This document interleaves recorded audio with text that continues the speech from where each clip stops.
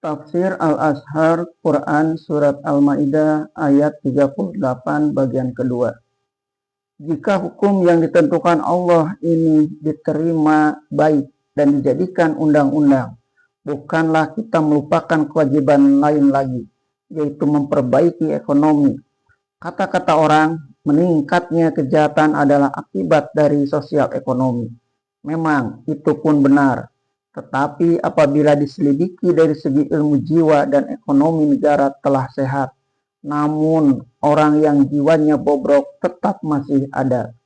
Ahli-ahli ilmu jiwa pun membuktikan ada perempuan baik-baik, orang mampu, yang bila masuk ke dalam satu toko besar, ringan saja tangannya mencuri barang kecil-kecil. Maka peraturan dan undang-undang Allah di samping belas kasihan kepada orang seorang tidaklah melengahkan perhatian kepada masyarakat yang dianiaya oleh orang seorang itu.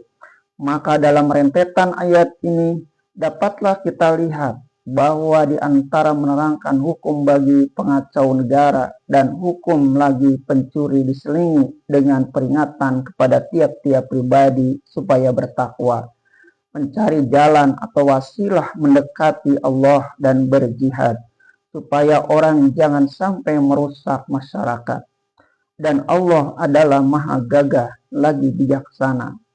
Hukum itu adalah dari Allah yang maha gagah, yang menentukan hukum yang tepat bagi pengacau ketentraman, perusak hubungan masyarakat. Dalam hal ini Allah tidak mengenal iba kasihan, sebab si pencuri itu sendiri pun tidak mengenal iba kasihan kepada orang yang telah dia aniaya. Tetapi Allah bijaksana karena Allah memerintahkan tiap-tiap orang mencari penghidupan dengan harta yang halal. Dan hakim yang diserahkan Allah menjatuhkan hukuman hendaklah meneladan pula bijaksana Allah itu.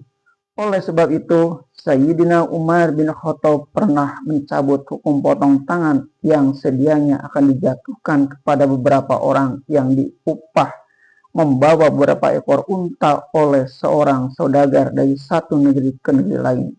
Unta-unta itu ada yang mereka gelapkan.